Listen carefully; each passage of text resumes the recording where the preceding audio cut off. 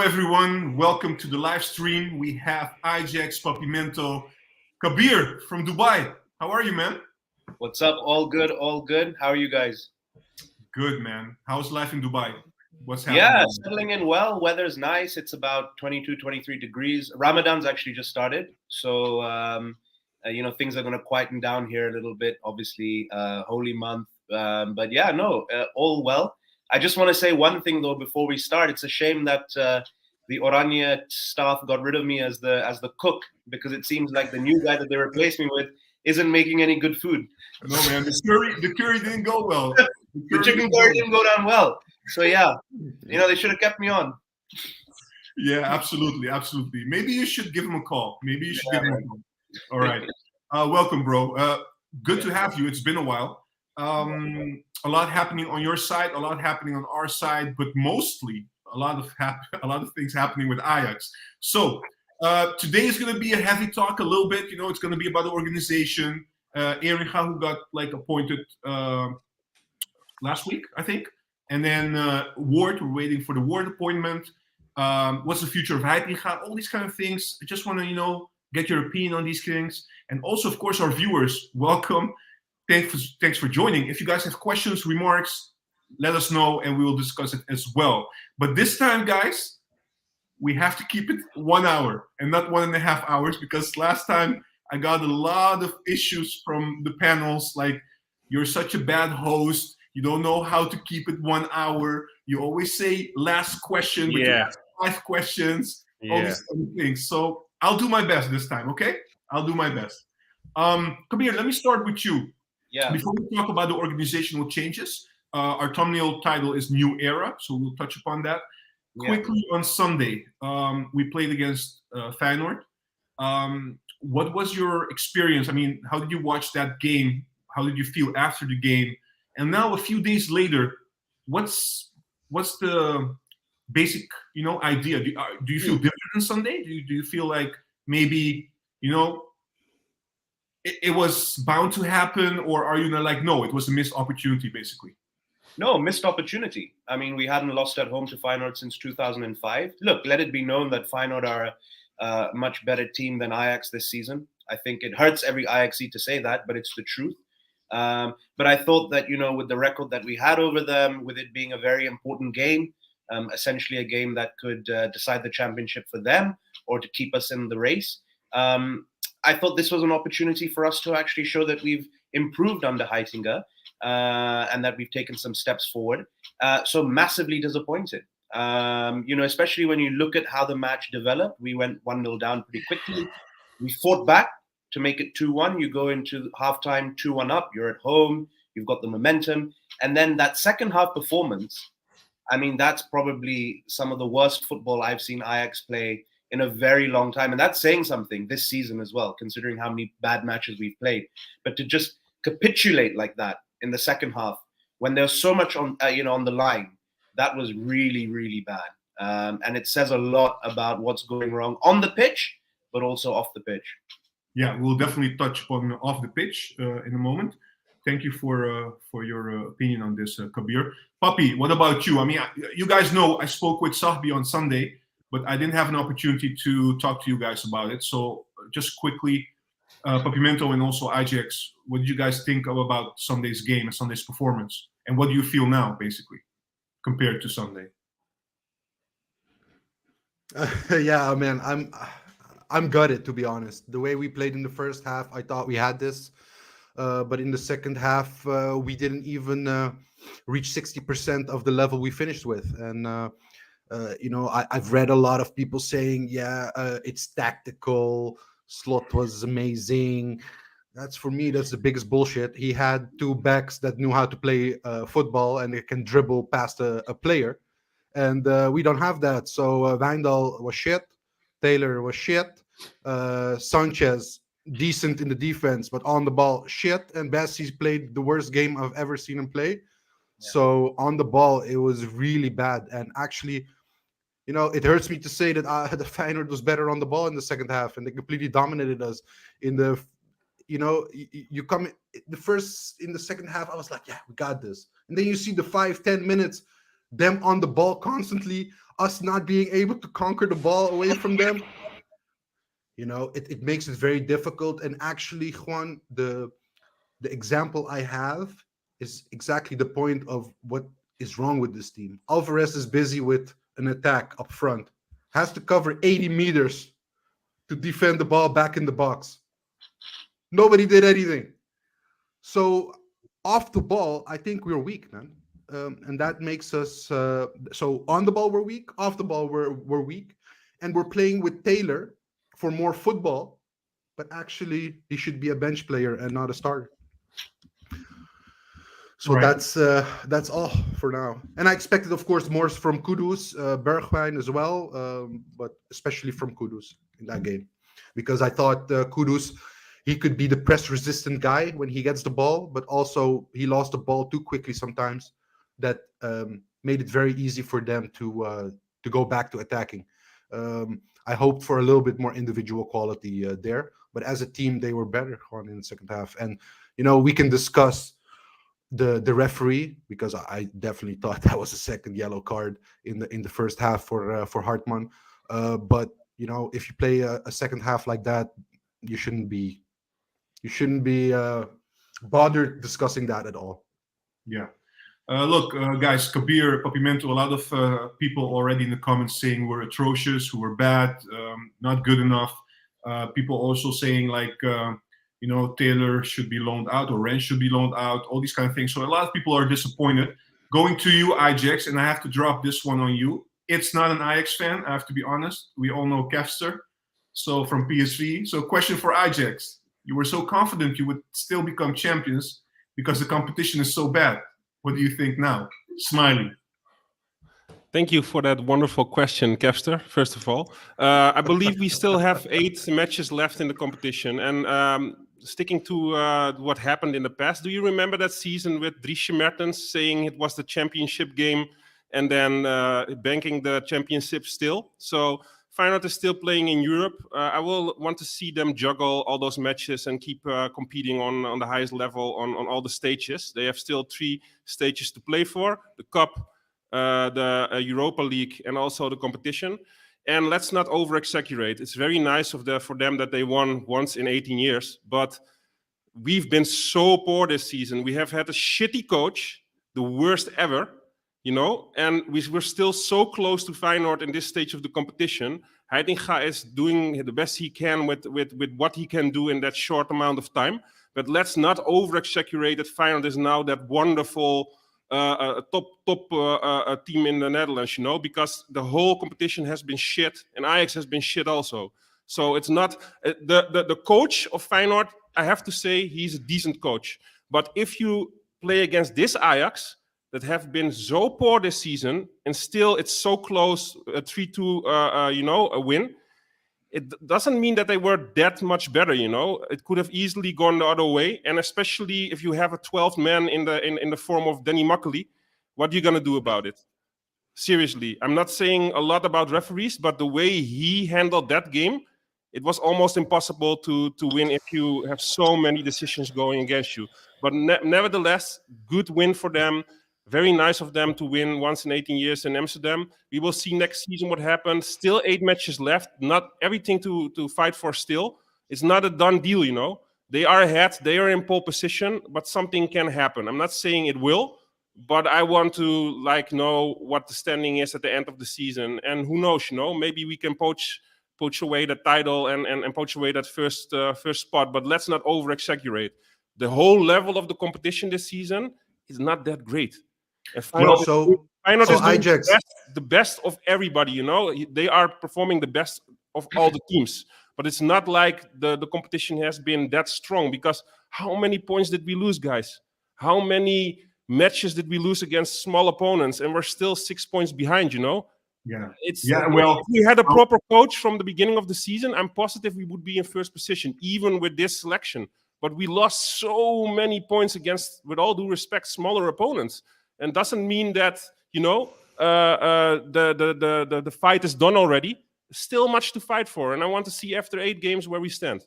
Okay. I Ajax. want to touch upon that. Can I touch upon that quickly? course. Because there are a couple of things that I want to I mention. want to react on what he's saying. So go for it, Juan. Same here. So do you want Yeah, to go. Yeah. All No, right. my question is simple. We didn't win any big games this season, so Yeah. he expecting that we're going to win against PSV and That would be Twente? one of my That's not what I'm questions. saying, bro. That's not what I'm saying. I'm saying there's still 8 matches to play for. And let's be honest, PSV could have been beside us with the points, and they stumbled upon and lost points again. You know, I said losing points at Twente can happen because it's difficult matches. But I'm just saying nobody's flawless this season, and Feyenoord is doing the best of all the teams. But let's not over-exaggerate that they are having a stellar season, because all the opponents are poor also. It's not like one team is dominating and playing so well each game. I'm not saying that Ajax is going to win the last 8 games. I'm not seeing Feyenoord win them also, because nobody's been flawless this season. Yeah, I just want to say something to that about the stellar performance and about the team, the Feyenoord team compared to our team. You said Slot is a decent coach. Definitely. I know it's very hard for you to say he's a good coach. No. He's a good coach. It's not hard to say. I like his style. I like his way of coaching. It doesn't matter that he's the Feyenoord coach. It's not like I'm sour that I do not like anything that is at that club. You know, I'm not a fan of the club, but he's a decent coach. You cannot argue that. Yeah. So just to put it out there, because one of the funniest thing that happened this week to me, I don't know if you guys think it's funny, is a club watcher, Feyenoord club watcher, a Dutch pundit. I will not say his name. People that know. He said, if you compare... Is it Martijn Krabbedam? I was just thinking of him. I was just call him by the name. It's Martijn Krabbedam. I will neither confirm or not confirm this. But he said, if you compare both teams, only Kudus would be good enough to fit in the starting 11 of Feyenoord. Do you guys agree with that? No. Look, Kabir, you want to react? Go ahead. Yeah, look, I mean, I think that's probably extreme. But I think what he's trying to say is that, you know, Kudus is by far and away the best player that we have at this moment in time, and he could fit into this well-oiled Feyenoord team. But I don't think he would be the only one. I think maybe, one or two others could fit in. But yeah, the majority, if you were to put a team together of Feyenoord and Ajax players, you'd have majority Feyenoord players.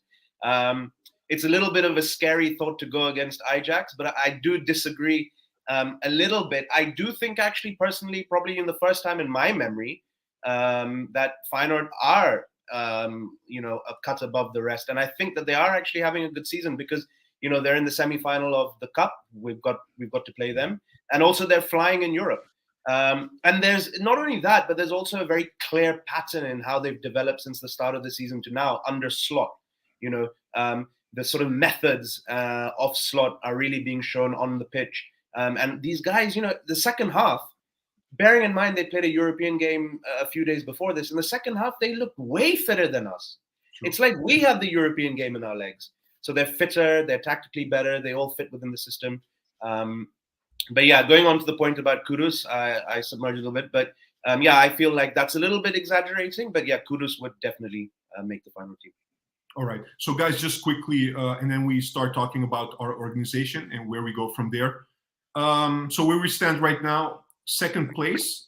We were lucky actually on Sunday that AZ dropped points, PSV dropped points, so we don't have to chase them. It's all in our hands still. But we have some tough fixtures coming up. So are you guys confident that we can manage to stay second? Or maybe there is an optimistic, maybe EyeJax here saying, you know what? Why not just win it? We can still win it. Why not? So EyeJax, what do you think? Yeah, man, there's still eight games to play for. So what you want me to say, that it's done?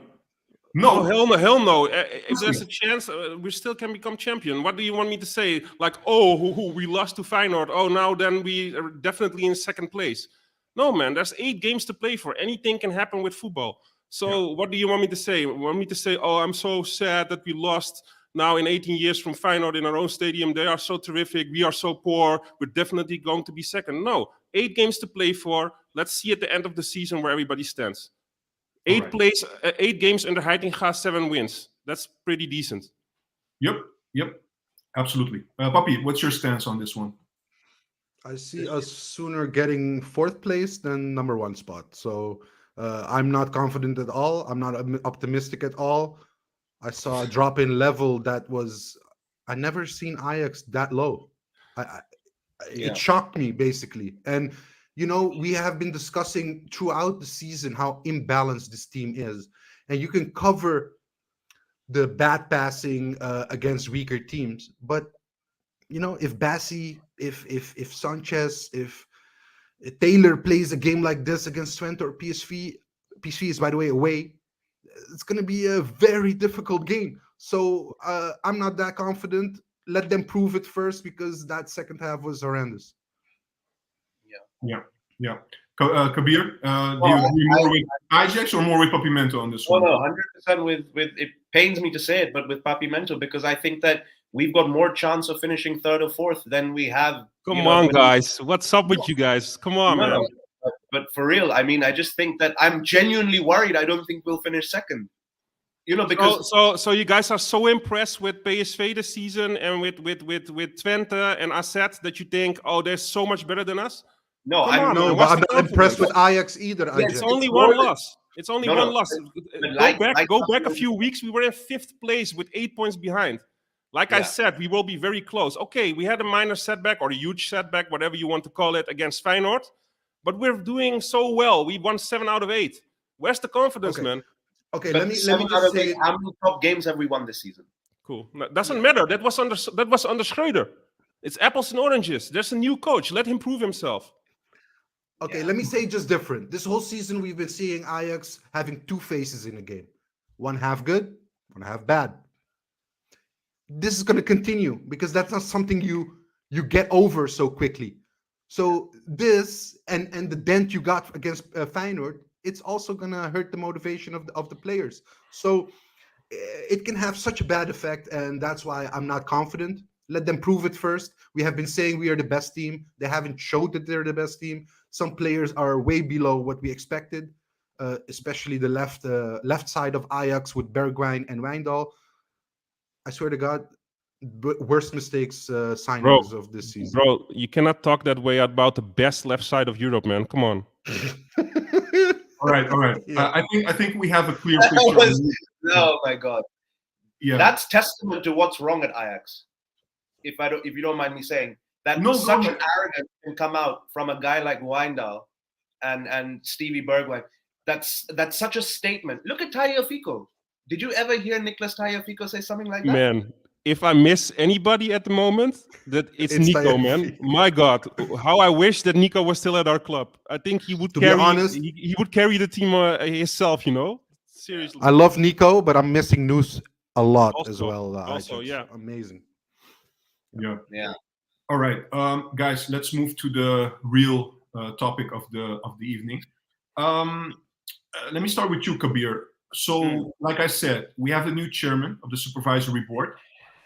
He had 2 interviews. Yesterday there was an interview, but that was a very short one on TV. Not much was discussed there. The most interesting was last week. He was talking on the radio, and he said a couple of things, and I made some highlights. So I'm going to just mention them, and you guys can react to some of the points that he said, all right?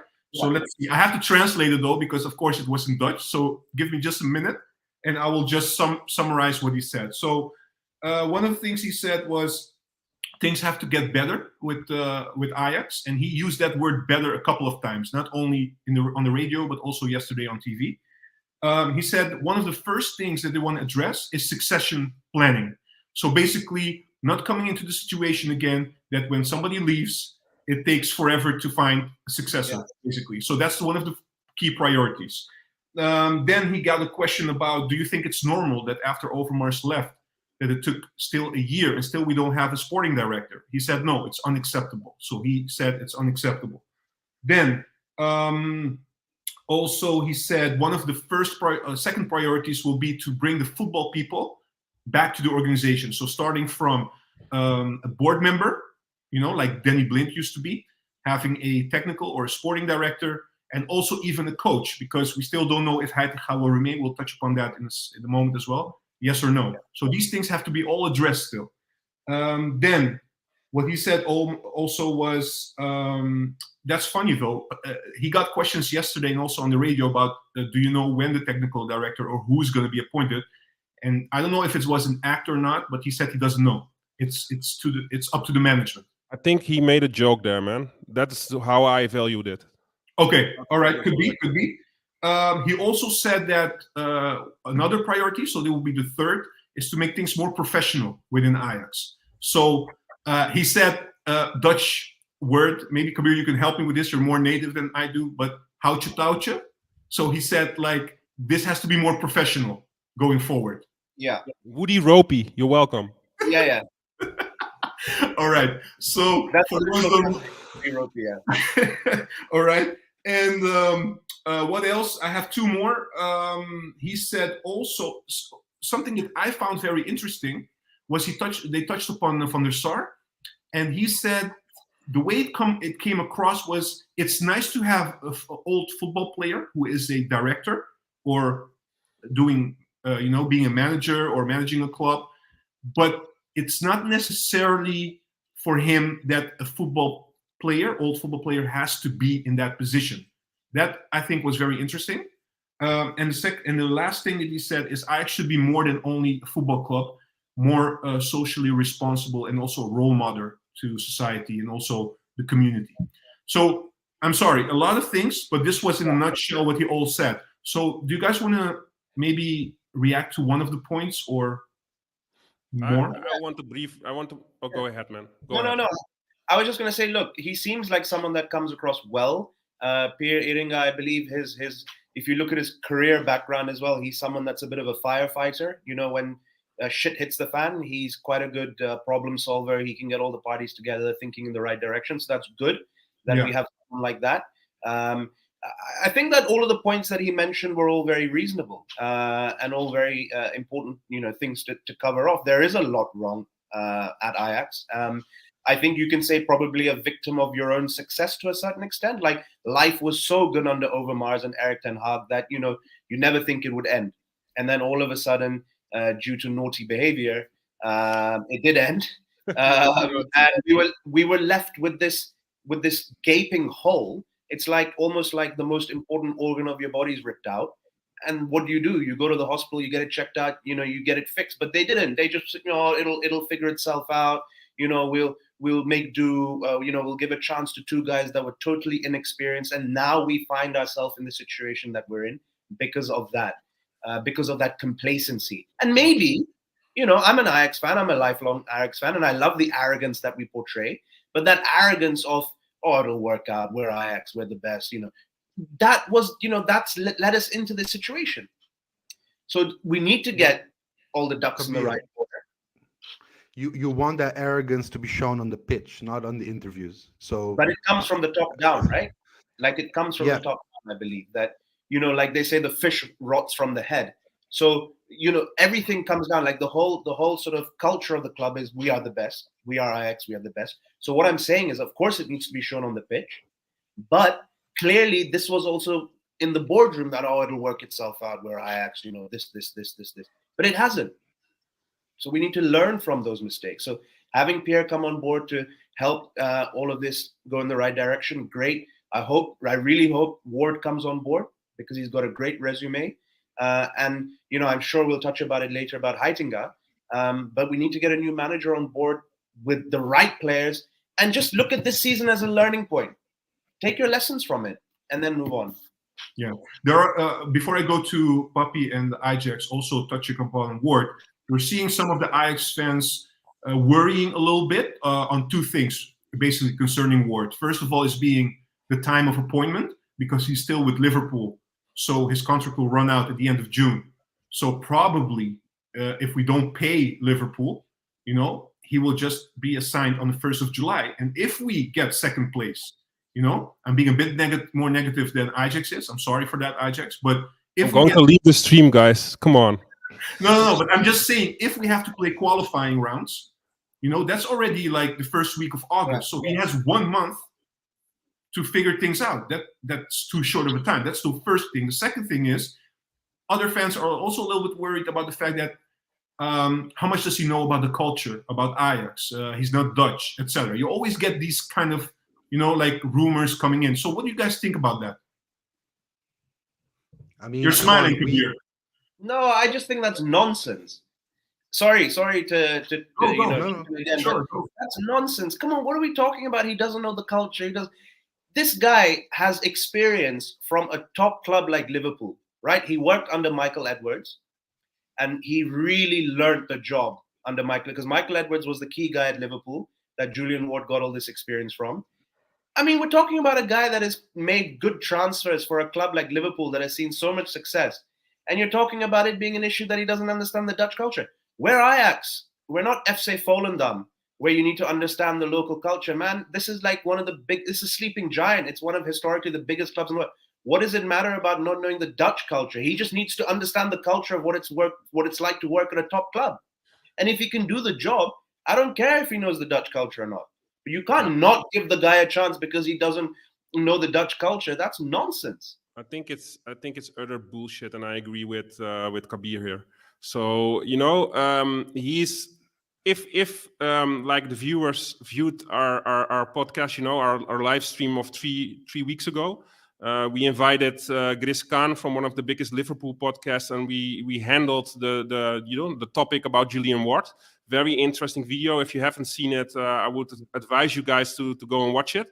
What he told us about Julian Ward, it makes me really enthusiastic to hopefully that he will sign to our club, because what he told me, he's multilingual, he has a lot of contacts, he has good contacts within Brazil and in Portugal.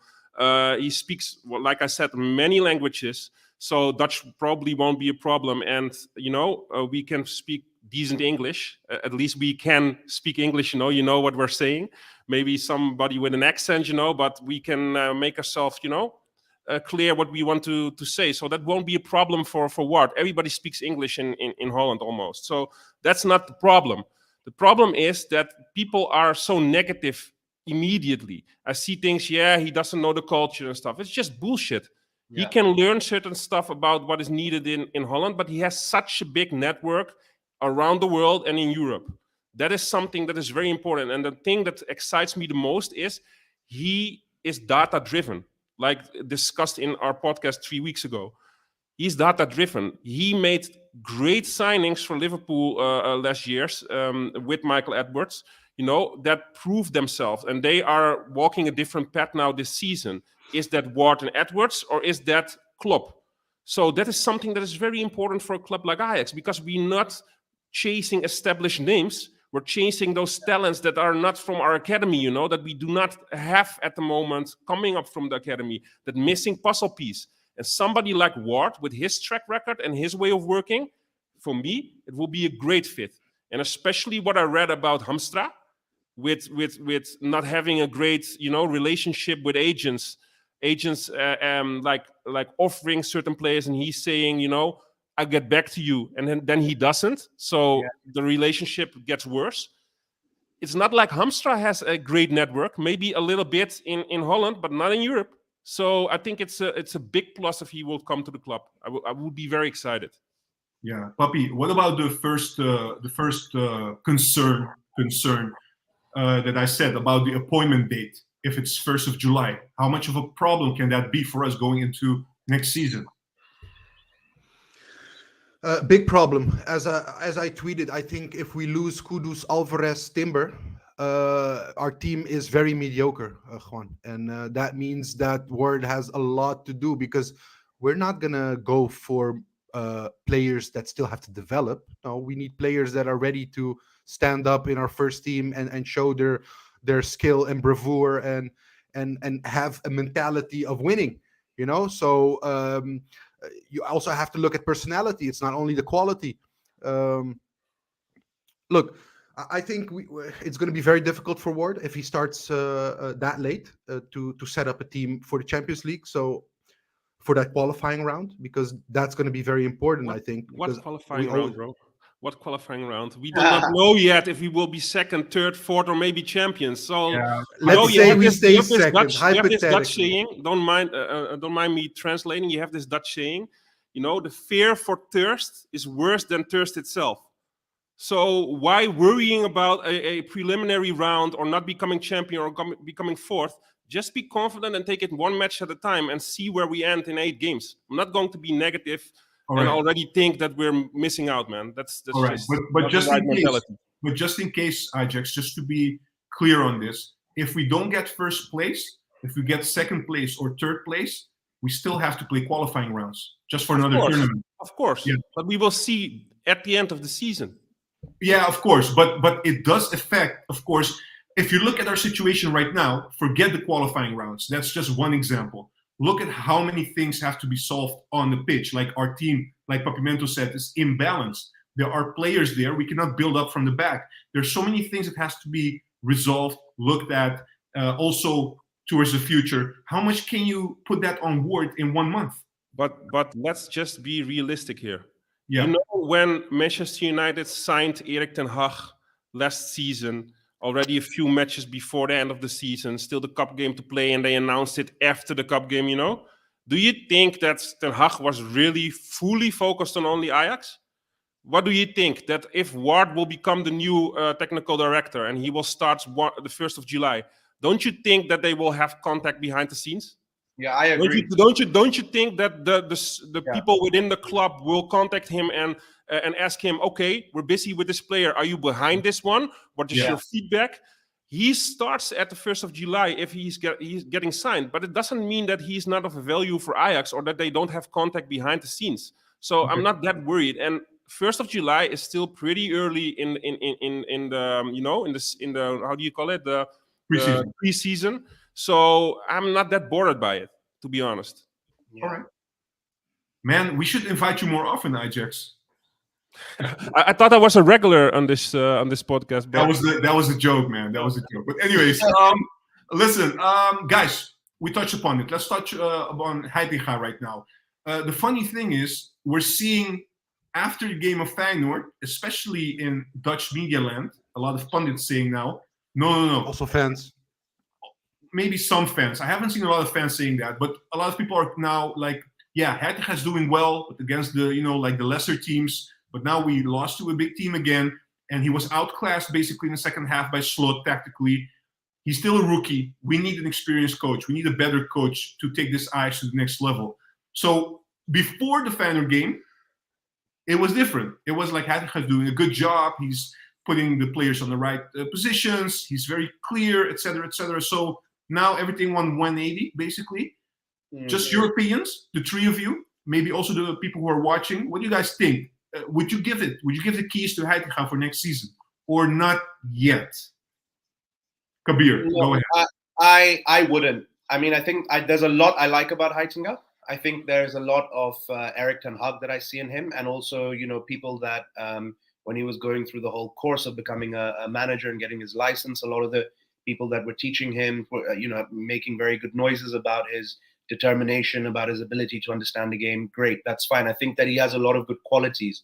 Do I think that he's ready to manage Ajax and take us to that next level in a new era? No, I have my doubts. We scored 1 goal in 2 games against Union Berlin. We got outclassed by Feyenoord. So those are the really 2 big games that we've played under his stewardship, right? The other teams, let's be realistic. I mean, they were very, very, low-performing teams. He did well. I'm not taking it away from him. Like I said, I think he has the potential. But if there was a better candidate on the market who was willing to manage Ajax and fits the profile, I would choose that over Johnny Heitinga. Maybe Johnny can come in as an assistant. Maybe he can get groomed for the role. He's shown flashes of good things. I'm not saying that, of course he has. But I wouldn't feel comfortable if he was going to be our manager next year, going into the new season. Yeah, no, clear. A lot of people actually agreeing with you in the comment section. Before I give it to you, Papi, let me just go over them quickly. We need a heavyweight from BRN. Bring in an experienced head coach and have Johnny assist him for a couple of seasons, then give him the keys. Not yet. He didn't prove anything yet. These kind of comments. So basically, they're agreeing with you, Kabir. Papi, where do you stand? Do you agree, or are you different on this one? It's very difficult because, look, when you're a coach at Young Ajax, for instance, it's all about youth development, right? So it's not about results. It's not about technical knowledge. It's about really the individual. So for me, I really like what I've seen from him. I wouldn't want to lose him, but I'm also thinking like, okay, he could be an assistant next to an experienced coach, experienced coach, but I would hate to lose him. Because if he now decides to be a head coach, he doesn't be at Ajax, he's going to leave. And then we have another club legend that's going to leave Ajax. We already had Reiziger, we already had Bogarde. Players like Seedorf and Nigel de Jong go to KNVB instead of Ajax, coming to these kind of players with such a network, such an experience, so many massive games won in the Champions League. So I would be devastated if another Ajax legend would leave this club. Would you also be devastated, just easing my way into this one quickly, would you be also devastated if Van der Sar would leave Ajax, maybe to Manchester United or something? No. Because Van der Sar showed that his ego is more important than Ajax. So for me, not talking to boss when you're looking for a head coach, that's a big no-no for me. That means you're more concerned about your personal feelings than the club. Yeah. I have a comment here, which is an interesting one. Then I will give it to you, EyeJax, to react on this. He said, had Kudus from Shavan P86, thank you for this. Had Kudus scored that late shot before Feyenoord 3-2, then we would all be praising Heitinga. How much is that true? Thank you, Shafan. Absolutely not. Thank you, Shafan. My man, somebody finally bringing some positivity in this dark podcast today. Because seriously, let me tuck some sense into you guys. Because okay. a lot of fans and also within the podcast now are negative about Heitinga. I'm not saying fully negative because Papi wants to keep him at the club, but maybe not as a head coach. But let's put things in perspective. What he inherited from Schreuder and the way the scouting was ignored by the board and by the directors put him in a certain and a difficult situation. He didn't have time to bring in his own players. He had to cope with the situation as it was. We were in 4th or in 5th place, I believe, with 8 points behind. Yes, we did not win against Union Berlin. Union Berlin is a team, not last week's, but before that is doing very well in the one of the strongest competition in Europe. It is very organized and it has a difficult style of play that doesn't suit Ajax. A counter style of play, leaning back, waiting for the opportunities and then just defending if they score a goal. We were unlucky in that second game, but still, I saw some positives in those matches. Against Feyenoord, like, what was his name? Shafan said, it could have easily been different. Outclassed. I've heard Kabir saying we were outclassed. We weren't outclassed. The first 10, 15 minutes, Feyenoord was better. The remainder of the first half, Ajax was better. Yes, the second half, Feyenoord showed more quality than Ajax. We were poor. But we could have easily be 3-2 up if Kudus just finished off that chance. And then, what would have happened? Like Shafan said, we would be praising Heitinga. We were not great that match, but it was so narrowly that we lost that game. Let's not over-exaggerate, It was not like we experienced at the Kuip a few seasons ago that we lost 6-2. It was close and it could have easily been different. But we were very, very poor. At the majority of the match, our level was super low. And it was still that close. So, like outclassed, no. Is it unfortunate? Yes. But I do want to see Heitinga just finish the season. And also, let's praise the guy, I hear people now saying we need an experienced manager. Schreuder is somewhat a little bit experienced, What did he bring to the club? Johnny has the right mentality.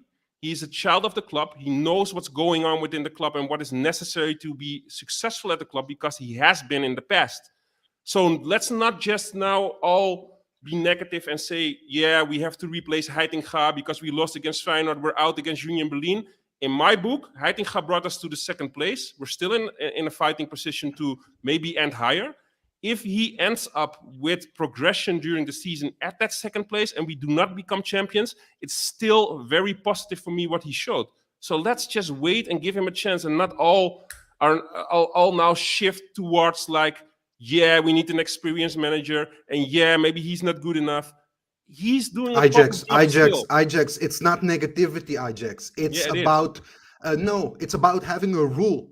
I don't think you should give a coach that hasn't led a team before in the Eredivisie having the reins at Ajax. I think that shouldn't happen. You should always go for an experience. And what about? And I'm not saying the way we play, but what about front the ball, Papi? If you consider Heitinga, why didn't you consider Reiziger? because he has been That's not the assistant question coach. that's not the question that I should answer. But what happened with Frank de Boer? Please remind me. I'm not saying it was the best football, but the measures and the money and the players he had was totally different than under Ten Hag, for example. Yeah, What but happened with Frank de Boer back then? Yeah, Ajax, I'm going to give you some push here on two points. First of all, if you're going to get Frank de Boer in this one, we were at a very different stage as a club. Yeah. Now we have bigger ambitions. We want to be one of the elite clubs, basically, at least, like going against the big guys in Europe. That's our ambition. That's what also Van der Sar has been saying a couple of times, so it didn't disappear magically. That's one. Second of all, I always think about, I'm not saying I'm against Heitinga. I think he's doing a really good job, so I agree with you on this one. But if you give the keys to somebody who's green, somebody said he's still too green, it's like riding a bike. You will fall a couple of times. You have to learn on the job by doing. If you have a more experienced coach, he has already been through that. So he will not go into these kind of issues. And still, you don't have guarantees between an experienced and the young one, but systematically, the experienced coach has a bit better track record. That's you know what it is, Juan. What do people expect? That a coach that didn't coach at the highest level yet is flawless?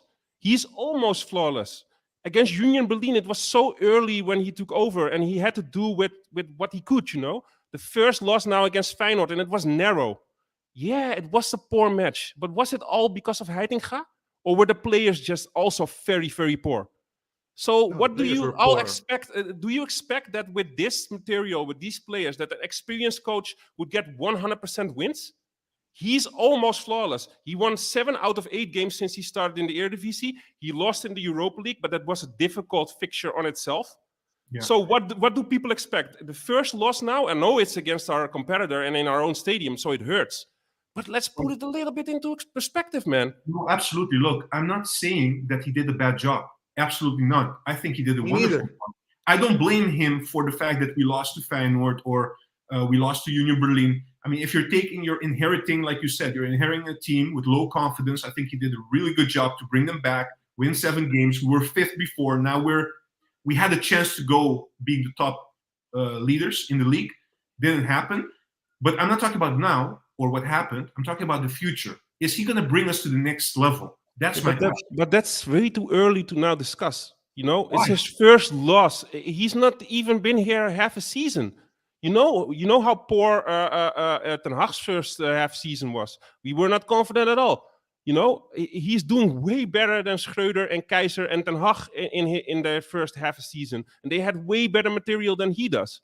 So just give the guy some credit, And if you write him off now, I doubt that you will remain him and keep him for the club. Because what about Heitinga, What if they replace him at the end of the season? Do you think he will settle in becoming an assistant? The book for Ajax, is it a big chance that the book for Ajax is closed? Are you willing to sacrifice a club legend, somebody who really, really loves the club and really knows what is necessary, the values that he needs to instill within the team? Do you want to get rid of somebody and already now judge that he's too light for the job? Come on, man. We still have 8 matches left. Why are we being so I don't dark? know why. Why are we being so dark? I mean, the same things that go with us putting Jay Gorter going on a loan to Aberdeen, Salahuddin to Twente. Why can that not happen to a coach as well? He goes. Give me an example, Juan. Huh? Give me an example where that happened. No, I'm saying, why don't we do the same with coaches? Why are you saying if he leaves, he will never come back? Yeah. He will come back more experienced. No, that's not what I'm saying. I'm not. Yeah. That's a stretch. I'm not saying that he won't come back. I'm saying that in this stage, if you do not continue with him at the end of the season while performing well, he is gone for the club for now. And I'm not saying in the future, and I'm not saying in 10 years or 15 years, because you never know in football. But it's too easy to write off a club legend that has been doing well also in the with the youth, working with them. Do not write him off that easily, man. Okay, but we touched upon. I'm not right. Julian Ward. We touched upon it. We're all praising Julian Ward. Maybe if Ward comes and he thinks, because he will be also the one taking the decision, he will say, "No, we have a better coach than Heitinga." Would you agree with that, or are you still like, "No, I really think we should stick with Heitinga"? Ajax. There are better coaches than Heitinga because he is inexperienced. But Okay. we are known, our DNA and our identity of Ajax is known that we give like talent a chance, you know? It doesn't matter how old you are. If you are good enough, you just play. Look at Hato. That is the Ajax DNA. Why not with the coach? I'm not saying that Yeah, it for should me, be the out of same, but why not? principle, it shouldn't happen. Out of principle, you should never have an inexperienced coach for such a big club with such high ambitions. And the challenges he's going to face, Heitinga, are going to be very troublesome because let's be honest, you know, we have Tadic now as a captain, but he's also going to have to find the next captain. It's not going to last long with Tadic, another 2 seasons or something. So they're going to come a lot of challenges. We have a team that needs to be properly built and maybe a new captain. So it's not easy for a beginning coach to start with this level. There is an element of, you know, the right time, right man in the right place, right time, in the sense that if we had just come off, let's say, Erik ten Hag had left Ajax and it was a very successful reign under Erik ten Hag and things at the club were rosy, things were functioning, then you say, okay, now the time is right. We pass on the baton to someone like John Heitinga, child of the club, young Ajax, played at Ajax, grew up at Ajax, is a real Ajax man. But the situation we find ourselves in right now as a club, we're entering into a new era, a new chapter with new people at the top. Therefore, no one's saying that Heitinga is a bad manager. You know, I said as well that he's shown a lot of good things, but the risk of going into a new season on the back of this really bad season with someone inexperienced, in my mind, it's too much of a risk. But situations are different, sure. But now, historically, Kabir, historically, do you remember Frank de Boer taking over and bringing us that many trophies? Do you remember a name like Louis van Gaal back in the early 90s? Was he an established name? What did he bring to the club? You remember him, Van Gaal? Everybody remembers. He was a nobody. He wasn't an established name. So we, as a club, take risks. It's in our DNA. Do you know what my problem is, Juan? People, not saying in the podcast now, I'm saying just general consensus. We lose against Feyenoord, and all of a sudden, we need an experienced trainer. If we have won against Feyenoord, no. Let me finish. If we won against Feyenoord, I doubt that all those people calling for an experienced manager would have also called for an experienced manager after a win. So the thin red line between the loss and we need an experienced manager, or maybe Kudus making that winner and we maybe win 3-2, nobody would have spoken about, oh, we need to replace Heitinga for an experienced manager. Where is the patience and the confidence? No, understood. But the thing is, EyeJax, football is an entertainment industry, but it's a results-driven industry.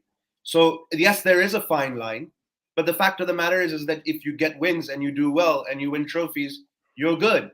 If you don't deliver and perform, and in every match there's always, if this had happened, if that had happened, if this was not offside, if that, it's always going to be the case. But the fact of the matter is that the 2 big tests that he has had, I understand he's had challenges, but the 2 big tests that he has had, we haven't won.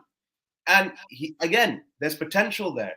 And he could very well end up being a good manager. But fact of the matter is that we didn't win that match when we had to. Look, I don't blame him for the loss against Feyenoord. I think he has little quality to work with, little options from the bench to work with. He couldn't change it around, but I don't think that's because he doesn't have tactical knowledge. I love Heitinga. I think he's a very good coach. I just think it's now too early still in his professional career to take over a job at Ajax.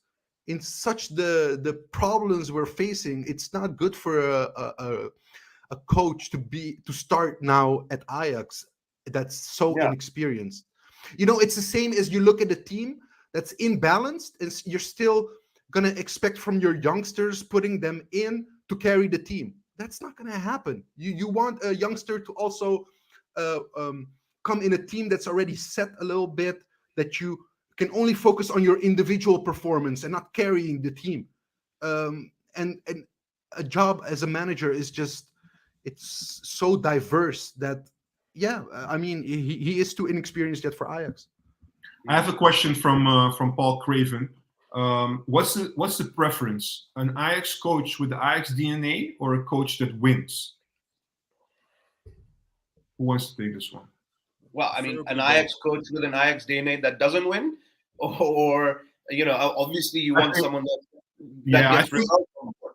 Yeah, I think it should be in the middle. I mean, winning is not enough at Ajax. It has to be in a certain way as well. I mean, if we would play, let me be extreme, if we would play like Catenaccio football, it wouldn't be good enough either. So yeah, well, you look at Marcel Kaiser as an example. Marcel Kaiser actually played very good football. We were playing some really good football under Marcel Kaiser. He actually had the very typical Ajax mindset, but we didn't win. Forget Marcel Kaiser. Let's talk about Boss. Every Ajax fan doesn't like Boss because he never wins something. But look what he did at Ajax in one season, number 2 and Europa League final. And still, they don't want him as a coach. And then you're going to tell me, bring Heitinga? That's a stretch, bro. I think a lot of fans like Boss. I like Boss a lot. Well, actually, I like Boss a lot too. I wanted Boss to be the successor of the one we don't speak of, you know.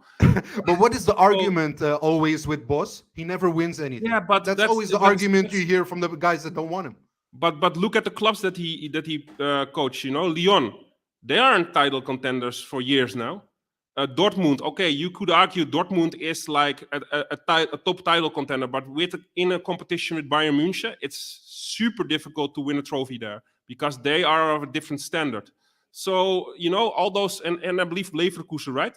He coached Leverkusen. So all also those teams aren't top flight teams except maybe for Dortmund.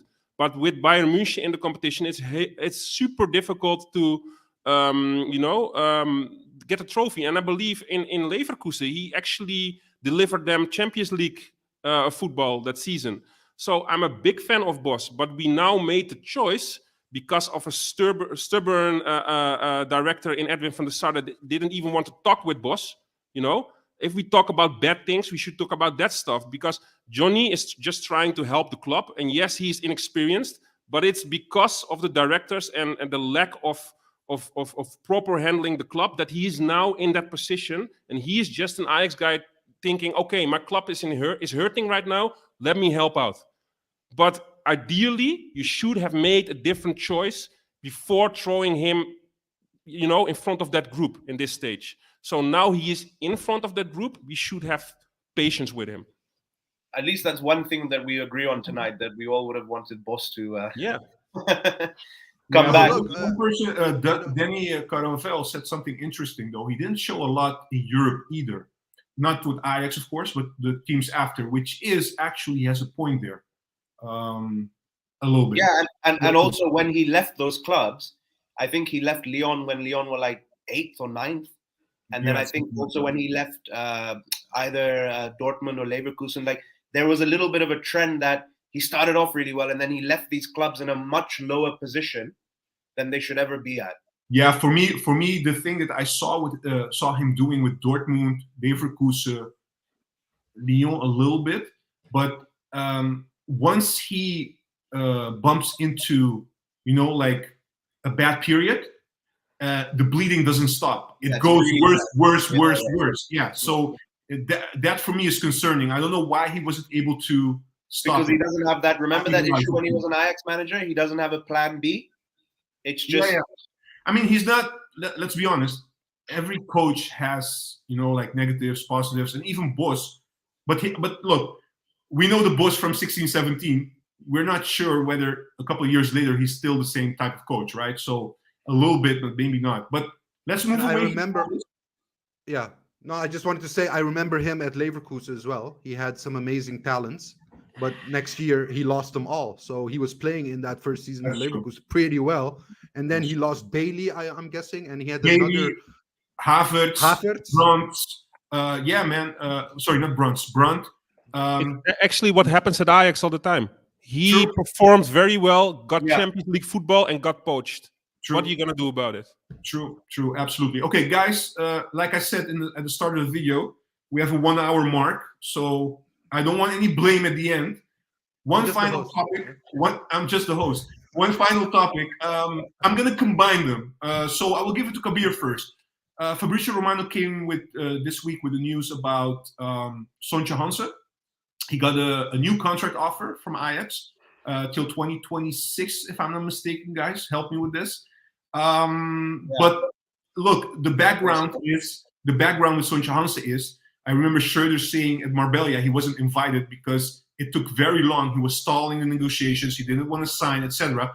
And Schroeder was fed up with that attitude. He's like, you didn't show anything yet, basically. And there are a lot of Ajax fans also fed up, not only with Hansen, but like these talents that, become very difficult to sign and then even play at the first team, and et cetera, et cetera. So my question to you is, should we stretch our finances to keep him? Or are you more like, look, you want to make it at Ajax, you know what Ajax stands for, it will help your career. If not, if you think you can do better, you can go to another club, so be it. That's my first question, sorry. And the second one is about Salahuddin, basically, who plays at Twente, loaned out this season. Been doing really good lately, playing more on the midfield than like we know him as a left back, but can play multiple positions. A lot of people also saying like, Salahuddin, is he really that bad, man, if you compare him to what we have on the left side right now?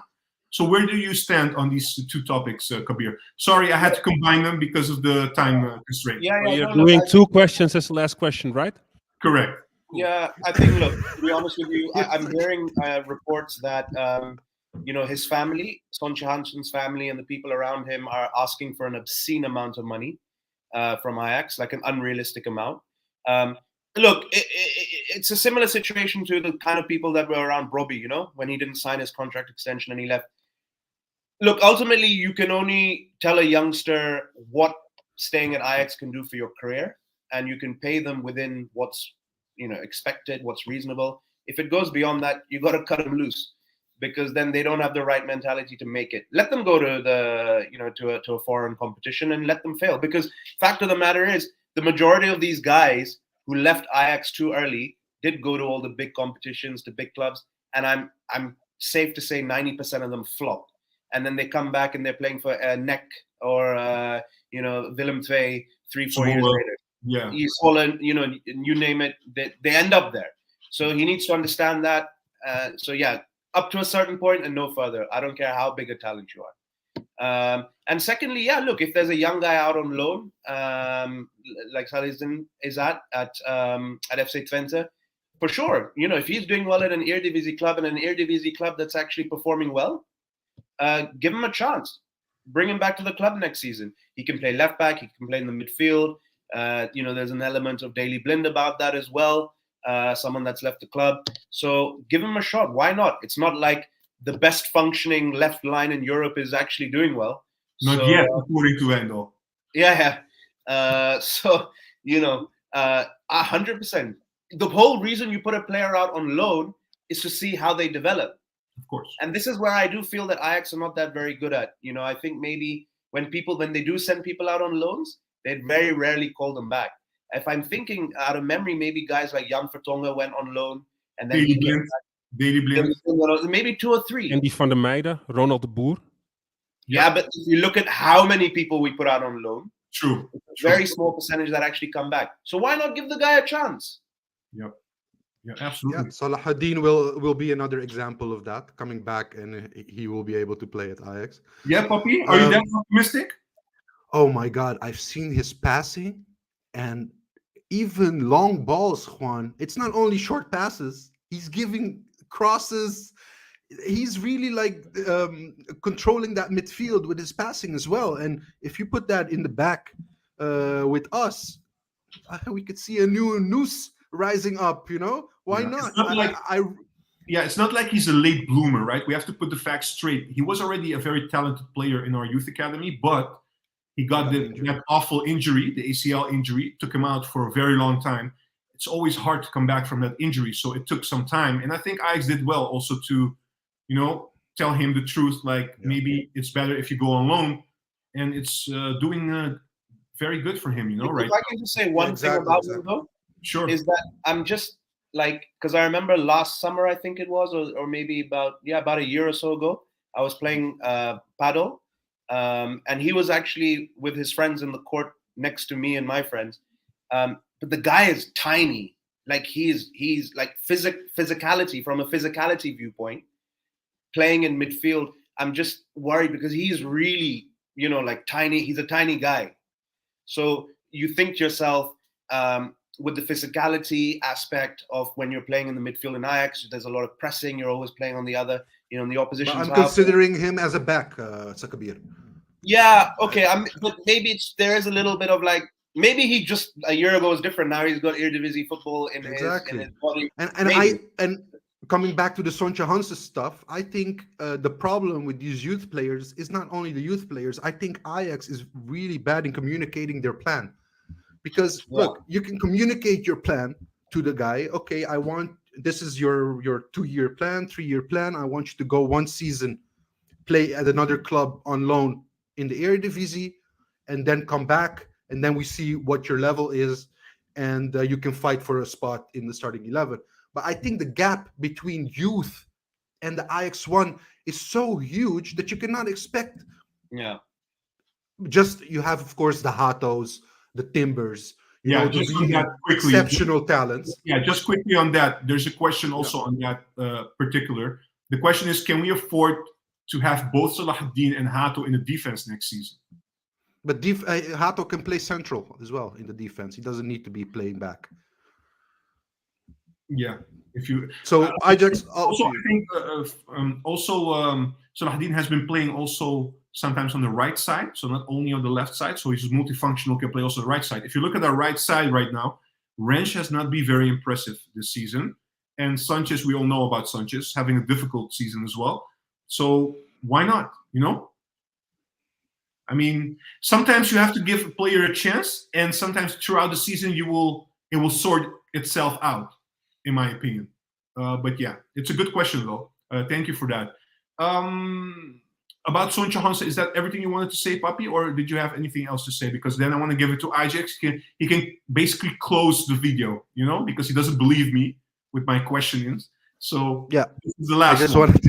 I just wanted to end with, look, if they're not agreeing with the plan and they're not happy with the plan, they can always go. Ajax shouldn't capitulate to these youth players that didn't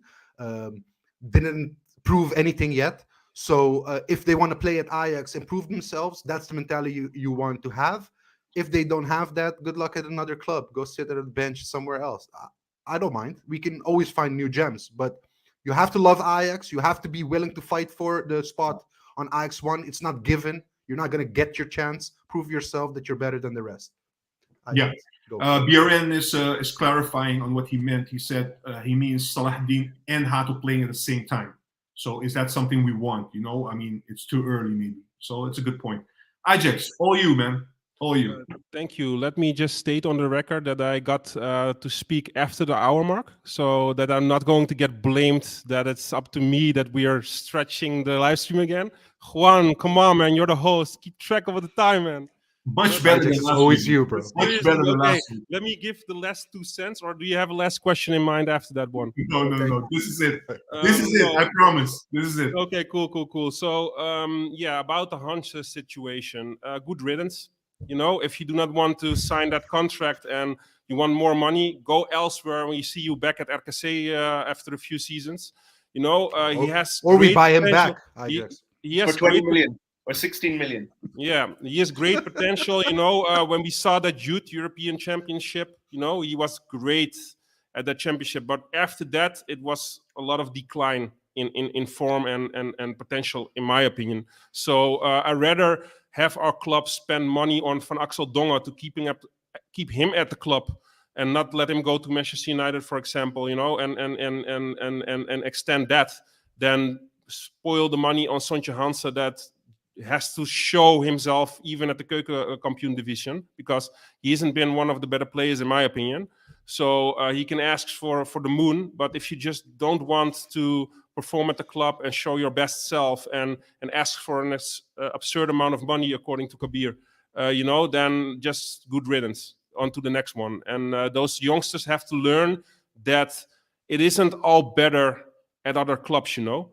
They're leaving for the money. They're making a choice for money. If that's your sole purpose that you want to, achieve within your career, then good for you, But if you want to play regular first-team football and have a club that suits your style of play, it's better for them to stay at Ajax and realize that that's the best path for them, So we've seen it many times, and there are little success stories about players leaving early and actually making it.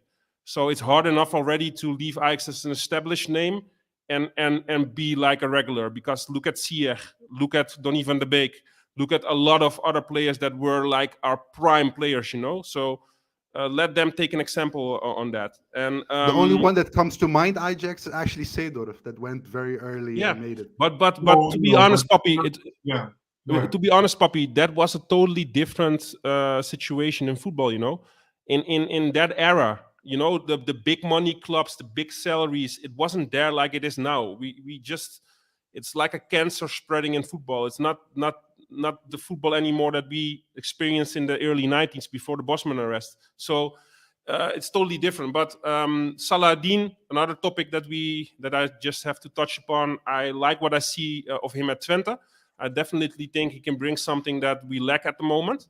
So I would love to see him back at the club and being able to prove himself in the preseason and give him a chance during the season. So I'm all for that. What was the last thing that you combined in that last question of yours, Juan? It was Hansen and... I think that was it. Just quickly, 2 more comments. So Kluivert is a good example. Actually, they interviewed him not so long ago. I think it was Ziggo or something. And then he basically didn't want to admit, but he basically admitted that he would have done things differently if he could go back. So that's a good example. Thank you for that. And last comment, but not the least one, Kabir. Thank you so much for joining this show today. People are enjoying this. Thank you so much, next time, don't wait 6 months before you join us again, man. Come on. No, for real, man. I've missed it a lot. Thanks for the opportunity, and I'm glad that the listeners enjoyed it. And I'm glad that I got EyeJax's blood boiling. No. Don't get it wrong, bro. My blood is very cold, very cool. No worries. But somebody had to like play the devil's advocate and also be positive today, because otherwise it would be a very negative stream. No, for sure, 100%. No, I always enjoy being back with you guys, and let's make it more of a regular thing. Yes, and also special thanks to EyeJax for being, that special light in dark times as well. Thank you so much. Please snapshot this part of the video for the end of the season. Yeah. Absolutely, guys. Thank you for joining. If you haven't yet, please subscribe. Give us a like. We would appreciate that very much. And we'll see you next week, same time, same day. Hopefully with a full crew, or otherwise we'll have a new guest as well. Kabir, thank you as well. PapiMento, EyeJax. Good night, guys. Cheers. Thanks, guys.